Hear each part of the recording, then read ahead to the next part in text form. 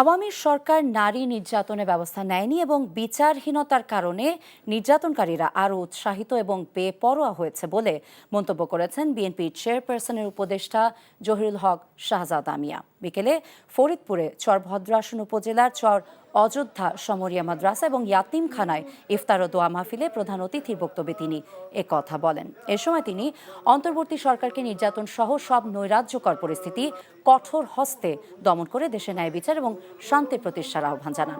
চর ভদ্রাসন উপজেলা বিএনপির সিনিয়র সহ সভাপতি নুরু মোল্লার সভাপতিত্বে বিএনপি এবং সহযোগী সংগঠনের নেতাকর্মীরা উপস্থিত ছিলেন। পরে বেগম খালেদা জিয়ার সুস্থতা কামনা করে দোয়া করা হয়। এই ঈদে জামা জুতো অ্যাক্সেসরিজের ডিসকাউন্ট